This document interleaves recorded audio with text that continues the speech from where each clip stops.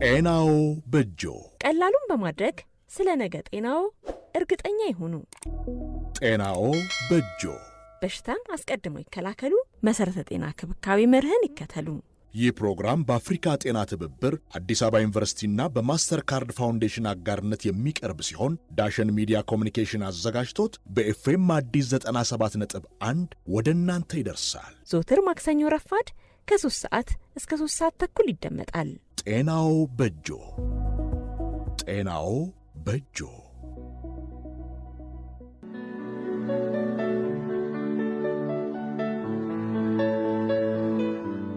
ሰላም አድማጮች እንደምናላችሁ። ጤናው በእጆ ፕሮግራማችን እነሆ ተጀምሯል። ክረምቱ ገፋ እያለ ነው። ብርድ አለ በየአካባቢው። እንግዲህ ሰላምታችንን አስቀድመን ፕሮግራማችን ጀምረናል። ሞቅ ያለ ሙዚቃን ጋብዛችኋለን። ጤና መሰረታዊ ነገር ነውና ስለ ጤናችን የምንወያይበት ነው ፕሮግራማችን። በድጋሚ እንደምናላችሁ አድማጮቻችን። ጤናው በእጆ በኤፍኤም አዲስ 97.1 የዛሬው መሰናዷችንን ጀምረናል። እስከ መጨረሻው አብራችሁ እንድትቆዩ በአክብሮት ጋብዘናችኋል። ባለፈው ሳምንት ጥያቄ አንስተን ነበረ። በጣም የገረመኝ ነገር በጣም ብዙ ሰዎች ደውለዋል። በአጭር የጽሑፍ መልእክት በጣም ብዙ ሰዎች አድርሰውናል። ነገር ግን የተወሰኑ አድማጮቻችን በሚገርም ሁኔታ ምን ሊጠይቁ ይችላሉ ብለው ቀድመው አስበው እኛ ጥያቄውን ከማንሳታችን በፊት መልስ ልከዋልና ሲገርመኝ ነበር አስተያየቶችን እያየው። ዋናው ያው መቅደምና ትክክለኛ ምላሽ መስጠት ነው። ስለዚህ የቀደማችሁ እንዲሁም ደግሞ በትክክል የመለሳችሁ አድማጮቻችንን ለይተን እንሸልማለን። ዛሬም እንግዲህ ያለፈው ሳምንት ተሸላሚዎችን እንጥቀሳ። በዚሁ በዛብህ ከባሌ ጎባ 0923 76 86 0 ብሎ የሚጨርስ ስልክ ነው።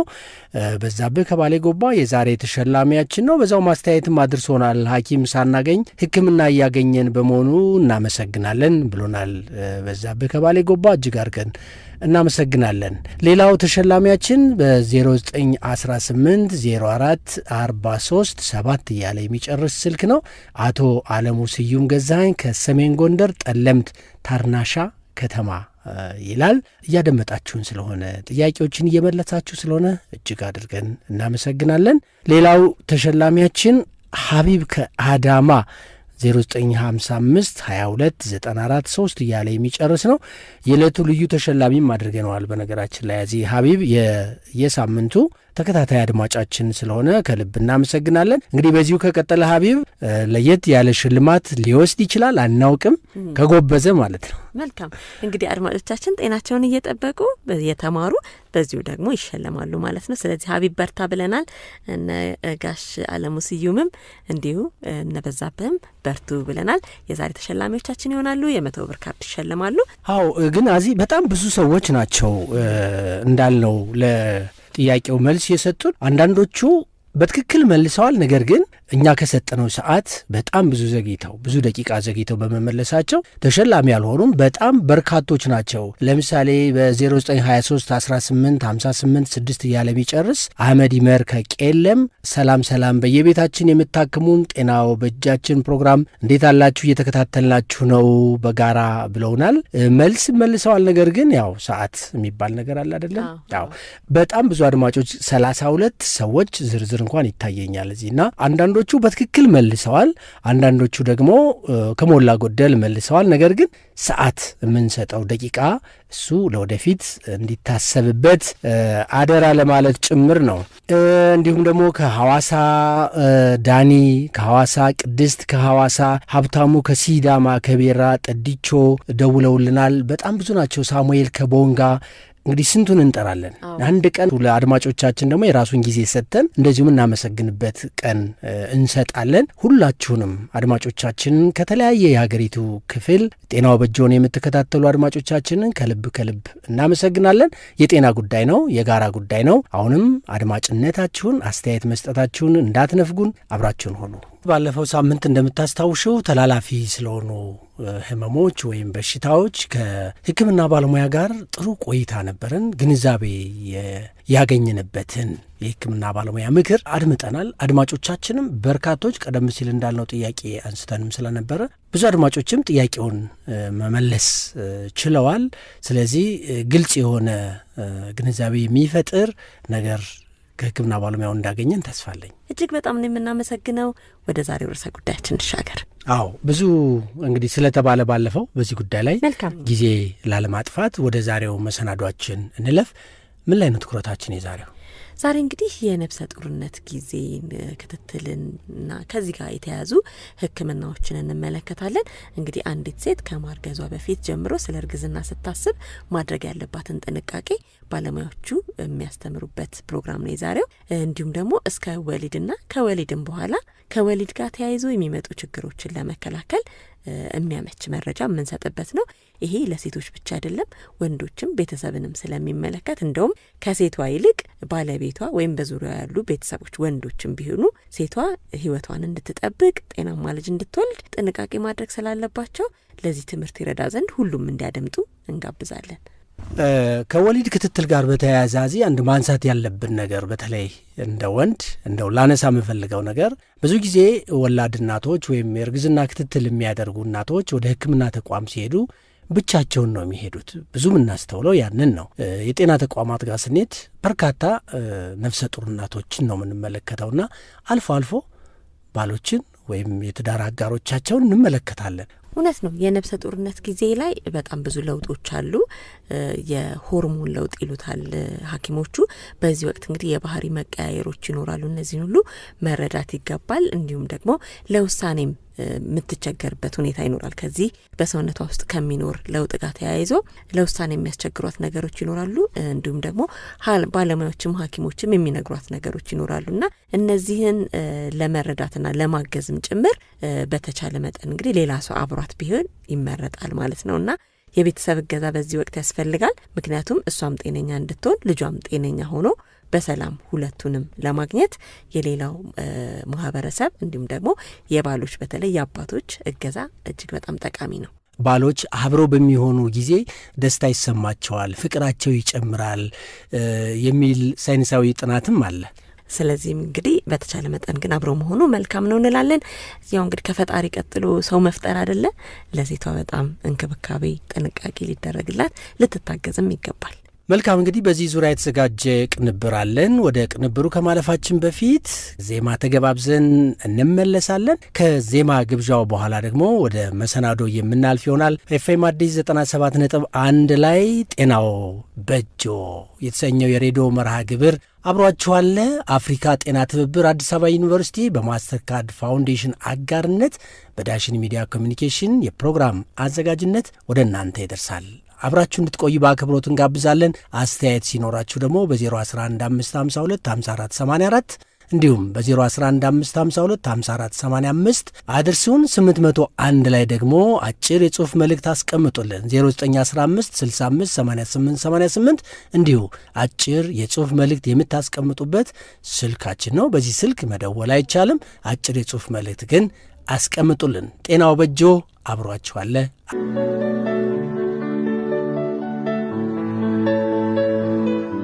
የዛሬ መነሻዬ ወጣት ናት። ቀደም ብሎ መውለድን የጀመረች ወጣት ሀና ዮሐንስ ትባላለች። ከ5 ወር ድንቡሽቡሽ ያለች ልጇ ጋር ነው ያገኘናት። የእርግዝና ወቅት የወጋችን መነሻ ነው። እንዴት ነበር ስንል ጠይቅናት። አዎ በጣም ከባድ ነበረ። የመጀመሪያዎቹ 4 ወራት አካባቢ ምግብም አይስማማኝም። በጣም ጥሩ ሁኔታ ላይ አልነበርኩም። ከዛ ከ5 ወር ጀምሮ ወደዛ ያሉት ምግብ በትክክል መብላት ጀመርኩኝ። ውሃን በትክክል ወስዳለሁ። እንቅልፍ ያው የታወቀ ነው፣ በጣም ያስቸግራል። መኝታ አይመችም። ያው ላለባበስም ችግር ነው። ጫማ በጣም እንቸገራለን። ትራንስፖርት ላይ እንቸገራለን። ትንሽ ከባድ ነበር። እኔ ደግሞ ከትምህርት ጋር ከስራ ጋር ነው እስከ መጨረሻው እስከሞልድ ድረስ እየተማርኩ እየሰራው ነበር የወለድኩትና ትንሽ ከባድ ጊዜ ነበረ። ትራንስፖርት ላይ ያለ መረዳት ነገሮች አሉ። በመጀመሪያ እስከ 4 ወር ባለው ጊዜ የምንታመምበት ጊዜ ያ ነው እና ሰውም አይቶ ደግሞ ሊረዳ ማይችልበት ጊዜ ነበርና ትንሽ ከባድ ነበር ያ ጊዜ። ሰው ካየን በኋላ ካስታወቅን በኋላ ግን አብዛኞቹ ሰዎች ሲንከባከቡን ነበር። እንደዛ ነበረ። ያው ቀላል ነው አይባልም፣ ከባድ ነበረ። ግን እግዚአብሔር ይመስገን በሰላም አልፏል። መቼም እንደ ነፍሰ ጡር ቀን መቁጠር የሚባለው ነገር በዚህ ወቅት እውነት መሆኑን ያለፈበት ነው የሚያውቀው። ነገሩ እውነት መሆኑ ከታወቀ በኋላ እስከ ወሊድ ጊዜ በተለያየ መንገድ ሁነቶችን እያሰናሰሉ ቀን መቁጠሩ በዚህ ወቅት ይብሳል። ይህንን የእናቶችን ግራ መጋባትና የዘወትር ጥያቄ ያስተዋሉት የዛሬው ተጋባዥ ባለሙያችን ዶክተር ነጋሳ ካሳ የማህጸንና ጽንስ እንዲሁም የወሊድ ጊዜ ስፔሻሊስት ናቸው።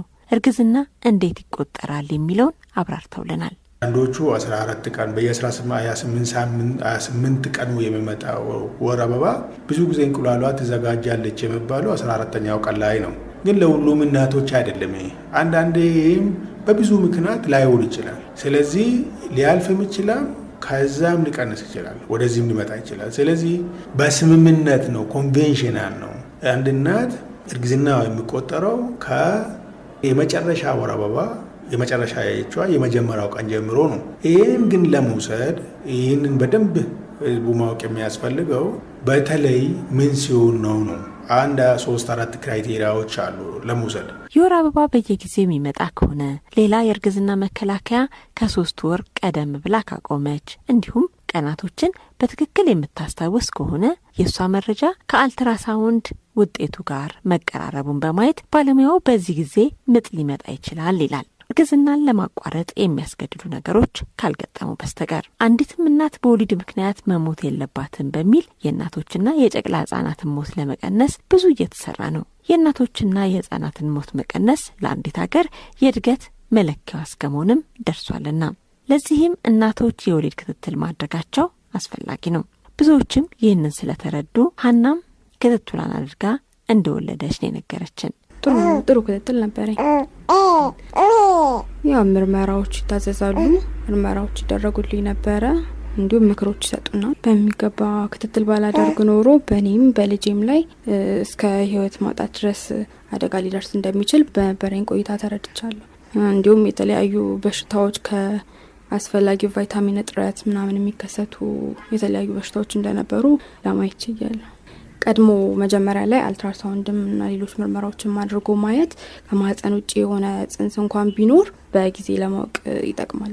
የልጇን ጤንነት፣ የራሷን ጤንነት እሱ ብቻ አይደለም። ልጅ ኖርማሊ እንደውም እኔ የተወለድኩበት አካባቢ ምንድነው ልጅ ኖርማሊ ኢልመሰባ ነው የሚባለው። የሶሳይቲ ነው፣ ልጅ የሀገር ነው። ጤነኛ ልጅ ሲወለድ ጤነኛ አስተሳሰብ ይኖራል። ጤነኛ የሆነ ልጅ ነው የሚወለደው ማለት ነው። ህብረተሰብ ነው የሚኖረው ማለት ነው። ስለዚህ ጤነኛ የሆነውን ልጅ ለመውለድ እናት ለራሷ ለልጇም የምታገኘው ለማግኘት ክትትል ማድረግ አለባት ማለት ነው። ብዙዎችም ይህንን ተረድተዋል። ሀናም ክትትሏን አድርጋ እንደወለደች ነው የነገረችን። ክትትል ማድረግ ሲባል የተለመደው የወር አበባ ከቀረበት ጊዜ ጀምሮ ነው። ነገር ግን አንዲት ሴት ከማርገዟ ቀደም ብላ የባለሙያ ምክር ያስፈልጋታል። በተለይ ጤናዋን ለማረጋገጥ 6 ወር ቀደም ብላ ብትመጣ የተሻለ ነው። ከዛም ግን እነዚህ ሱካር ያላቸው ግፊት ያላቸው ሰዎች ከመጀመሪያው ከሐኪማቸው ከማርገዛቸው በፊት ያ ነገር ያለው ጤና እክል በትክክል መስተካከል አለበት። ስለዚህ እነሱ ደግሞ ቀደም ብሎ ስለዚህ ከወሊድ ነው ከእርግዝና በፊት የሚደረጉ ነገሮች ለምሳሌ አንድ እናት ደም ማነስ ካላት ንጥረ ነገሮቹ ለምሳሌ የፎሌት እጥረት እንደዚህ ነገሮች ካሉ አሁን ዩኒቨርሳሊ ምንድነው ፎሌት ሰፕሊሜንቴሽን የምንለው ወይም ደግሞ ከማርገዛቸው በፊት ቢያንስ 2 ወር መውሰዳቸው ይሄ የአፈጣጠር ችግርን የሚመጣውን በጣም በብዙ % ይቀንሳል። ስለዚህ ከእርግዝና በፊት ወደ ሕክምና ተቋም በመሄድ ከባለሙያ ጋር መመካከር ያስፈልጋል ማለት ነው። የመጀመሪያ ክትትል ስታደርግ ወሳኝ የሚሏቸውን ጉዳዮች ዶክተር ነጋሳ አስታውሰውናል። አንድ ጊዜ ከመጡ በኋላ ምን እናደርጋለን? መጀመሪያ ያለው ልጇ ስንት ሳምንት ነው፣ መቼ ትወልዳለች የሚለው ያን ቀን ቤዚክ ኢንቨስቲጌሽኖች የምንላቸው ነገሮች አሉ። የደም አይነቷ መታወቅ አለበት። መጀመሪያ ቀን ሲመጡ እናት ሾተ ላይ የምንለው ነገር አለ።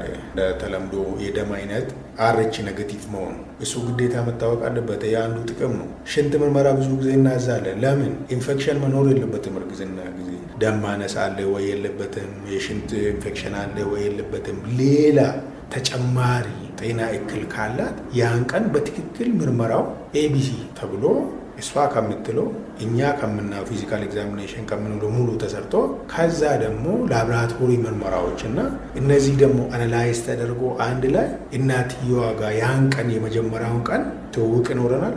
ከዛ ደግሞ ወደፊት የምንከተላቸው የምናያቸው ነገሮችን ፕላን ይደረጋል ማለት ነው። እስከ 12 ሳምንት አንዲት እናት የመጀመሪያ ክትትል በማድረግ ከ20 እስከ 25 ሳምንታት ያለውን አስቸጋሪ ጊዜና ለውጦች ማየት መከታተል ግዴታ ነው። ይህ የመጀመሪያዎቹ ሳምንታት ወቅት ብዙ ለውጦች የሚፈጠሩበት እንደመሆኑ ከምግብ አለመረጋጋት ጀምሮ ብዙ ምቾት የማይሰጡ ሁኔታዎችን እናት ታስተናግዳለች።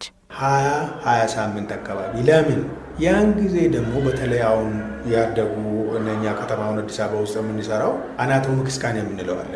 አፈጣጠር ችግር ይኸውልሽ፣ ድሮ አሁን እናቶች ጤና ችግር ያለውን ልጅ እስከ 40 ሳምንት ተሸክሞ ሲወለድ ሌላ ነገር ነው የሚሆነው። ይሄ አሁን አልትራሳውንድ በመምጣቱ ጤነኛ ያልሆነ ልጅ ከመጀመሪያው ታውቆ ጽንሱ እንዲወርድ ይደረጋል ማለት ነው። እናቲዋ ከብዙ ነገር ትድናለች። ከሳይኮሎጂካል ኢምፓክቱ ይሄን ሁሉ ታይም ደግሞ መሸከም ከዚህ ነገሮች እናት ትድናለች ማለት ነው። ይህ ጊዜ የጽንሱ አፈጣጠር አካላዊ ሁኔታም የሚለይበት ነው።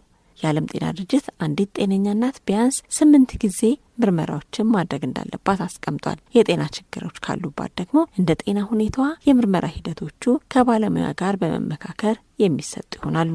ተመልሳ የምትመጣው በ26ኛ ሳምንት ሊሆን ይችላል። 26ኛ ሳምንት ላይ የምንቀጥረው ሱካር ምርመራ፣ በተለይ እርግዝና ጊዜ የሚከሰተው ሱካር በሽታ ብዙ ጊዜ ቤስት ታይም ስክሪን የምናረጋቸው 24 ሳምንት እስከ 28 ሳምንት ነው። ስለዚህ 26ኛው ላይ ሲመጡ ደግሞ ሱካር ምርመራ፣ ሽንት ምርመራ፣ የደም ማነስ እንደዚህ ነገሮችን ሰርተን የልጁን ጤንነት እድገቱን ሞኒተር እንሄዳለን ማለት ነው። ቅርብ ጊዜ የመጣው WHO ጋይድላይን ወይም ደግሞ እኛ ሀገርም አሁን ቅርብ ጊዜ አዳፕት ያደረግነው 8 ጊዜው ብዙ ጊዜ የሚፈጀው የሚመላለሱት ሰርድ ትራይሚስተር የምንለው ከ30 ሳምንት ጀምሮ ነው። ይሄ ለምን ሆነ? ብዙ ጊዜ የእናቶች ኮምፕሊኬሽን ወይም ደግሞ ችግር የልጁ ኪሎ ማነስ ይሁን የልጁ ወይም ደግሞ ግፊት፣ እርግዝና ጊዜ የሚመጣው ግፊት፣ ደም መፍሰስ ብዙ ጊዜ የሚመጡት ሰርድ ትራይሚስተር ላይ ናቸው ወይም ደግሞ ከ30 ሳምንት ነው። 36 38 ክትትሉ እየቀረበ የሚመጣበት ሳምንታት ናቸው። ምርመራዎቹም ይለያሉ። የኤችአይቪ ምርመራም ሌላው ቫይረሱ ከተገኘባት ጤነኛ ልጅ እንድትወልድ የሚደረግበት መንገድ ነው። የሂፓታይተስ ቢና ሲ ምርመራዎች ማድረግም እንዲሁ ለሷም ሆነ ለልጇ ጤንነት የሚሰጡ መድኃኒቶችና ክትባቶች ሁሉ ጤናዋንም የልጇንም ጤና የሚወስኑ ናቸው። እዚህ ጋር የሚሰጡ ክትባቶችን አስፈላጊነት እናንሳ።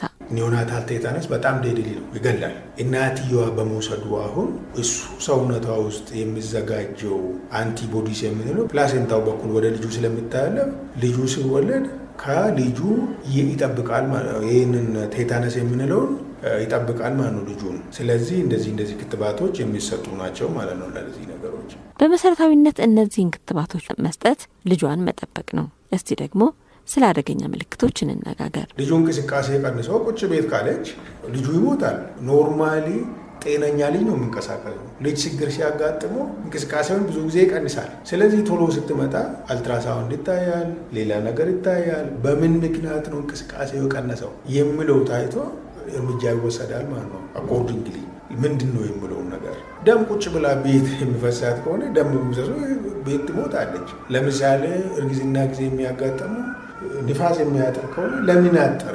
ከወለደች በኋላ በተለይ የትሮምቦኤምቦሊዝም የምንለው ቶሎ ካልመጡ ንፋስ በጣም ስለሚጎላቸው ኦክሲጅን እጥረት ሊሞቱ ይችላሉ። ስለዚህ አደገኛ ምልክቶቹን አንደርስታንድ ማድረግ ለራሷም ለልጇም ጤንነት ማለት ነው። አንዲት እናት ምልክቶችን አስተውላ ቶሎ ወደ ሕክምና ተቋም መምጣት ይኖርባታል። እነዚህ ምልክቶች መካከል ከእንግዴ ልጅ ጋር የመላቀቅ ችግር ቢያጋጥም እሷም ትድናለች፣ ህፃኑም ይድናል ማለት ነው። ከፍተኛ ራስ ምታት፣ ለየት ያለና ከፍተኛ ቃር፣ ራስ ማዞር፣ ደም የሚፈሳት ከሆነም የልጇ እንቅስቃሴም ከቀነሰ ቶሎ ወደ ሕክምና ተቋም መሄድ ይኖርባታል። ዶክተር ነጋሳ ጤነኛ ልጅ ለጤነኛ ማህበረሰብ መሰረት ነው የሚል አቋም አላቸው። ከክትትል ቀጥሎ በጤና ተቋምና በጤና ባለሙያ መውለድ ደግሞ ለዚህ አስፈላጊ ነው ይላሉ። ወጣቷ ወይዘሮ ሀናም አንዳንድ ሰዎች ትንሽ ቤት ውስጥ ብንቆይ ለሚሉት ሀሳብ አላት። ቤት መቆየት በፍጹም የሌለባቸው ነገር ነው። ምክንያቱም መንገድ ላይ አሁን አጋጣሚ ሊያመልጣቸው ይችላል ልጃቸው። ባይሆን እንኳን የደም ግፊታቸውን የልጁን እንቅስቃሴ ያለውን ነገር እየተከታተሉ መቆየት ነው ያለባቸው።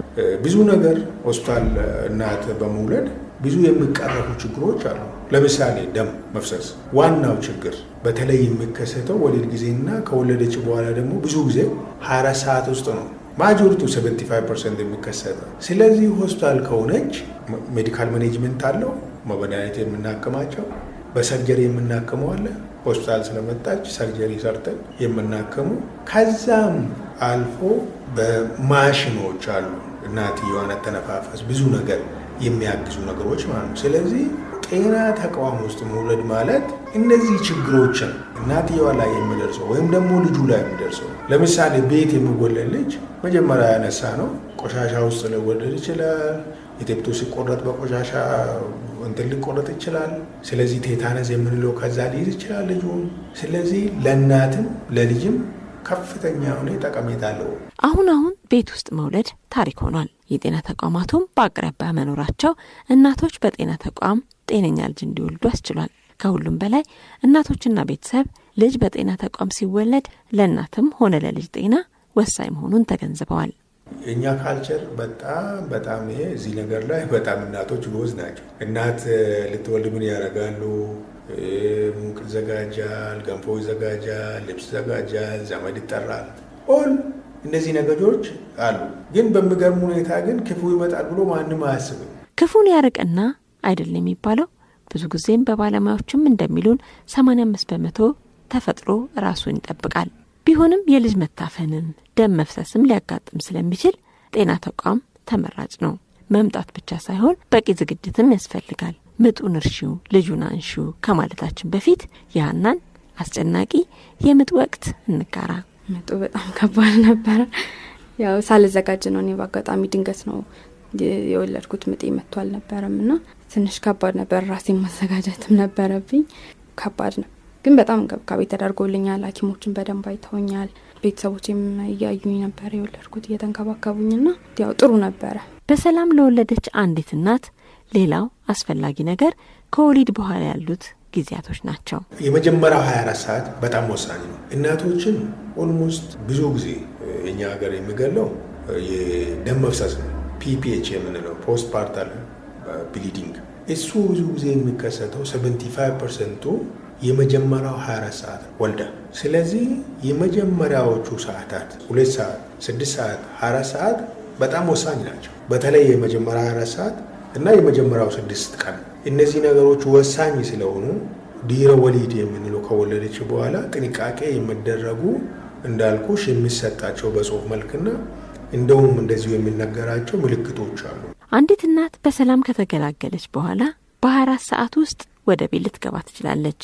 ነገር ግን ቤት ከሚጠብቃት የአራስ አቀባበል ባሻገር ትንንሽ ደም መፍሰስ ባይቀርም መጠኑ ከበዛ ቶሎ ወደ ሕክምና ተቋም መሄድ ይኖርባታል። ከዚህ የሚጀምረው የድህረ ወሊድ ክትትል ለሚቀጥለው ልጅ እስከ መዘጋጀትም ያደርሳል።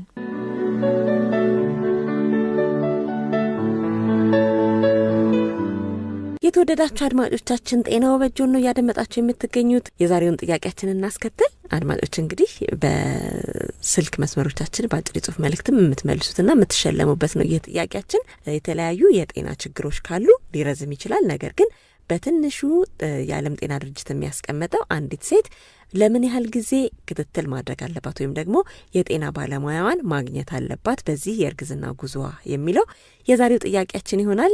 እንግዲህ ምን ያህል ጊዜ የሐኪም ክትትል ማድረግ አለባት ወይም ደግሞ ሐኪሙ ጋር ምን ያህል ጊዜ መሄድ አለባት በትንሹ፣ እንዲሁም ደግሞ ጤናማ ከሆነች ሌላ ተያያዥ የጤና ችግር ከሌለባት የሚለው የዛሬው ጥያቄያችን ነው። መላሾችን በጉጉት እንጠብቃለን። በ0115525484 0115525485 እንዲሁም በአጭር የጽሁፍ መልእክት መቀበያችን 801 ላይ መልሱ ተሸለሙ እንላለን። 0915658888 አጭር የጽሁፍ መልእክት ብቻ የምንቀበልበት የስልክ መስመራችን ነው። ጤናው በእጆ ብላችሁ እንግዲህ ምላሾቻችሁን ላኩልን። አስተያየትና ጥያቄም ካላችሁ በዚሁ እንቀበላለን። ሌላው ደግሞ በቴሌግራም ገጻችን ጤናው በእጆ የሬዲዮ ፕሮግራም ብላችሁ በመግባት ቴሌግራም ገጻችንን ተቀላቀሉ። ሐሳብ አስተያየትም አድርሱን። ሙሉ ፕሮግራሞችንም እዛው ላይ ስለምንጭን ቴሌግራም ገጽ ላይ እዛው መከታተል ትችላላችሁ። ሌሎችም እንዲሰሙት እንድታደርጉ በአክብሮት ጋብዘናል። የዩቲዩብ ቻናልም አለ። ጤናው በጀው ብላችሁ ግቡና ፕሮግራሞችን መከታተል ትችላላችሁ። አዎ እንግዲህ ለጤናችሁ ጠቃሚ መረጃዎችን እያገኛችሁ እየተሸለማችሁ የምትቆዩበት ነው ፕሮግራማችን። ዘና እያላችሁ አስተያየት እንድሰጡንም እንፈልጋለን። አድማጮች እንግዲህ ጠቃሚዎቹን መልእክቶች ያስተላለፍንበት የዛሬው መሰናዷችን እየተገባደደ ነው። ምላሾችን መስጠት የምትችሉት ለማስታወስ ያህል 10 ደቂቃ ብቻ ነው ከዚህ በኋላ። ስለዚህም እስከ ለ4:20 ጉዳይ ድረስ ምላሾችን እንቀበላለን። ደውሉ፣ አስተያየት ስጡ፣ ተሳተፉ። የ3 ወር ተሸላሚም ልዩ ተሸላሚ ይኖረናልና ይህንንም እንዳትረሱ እንላለን።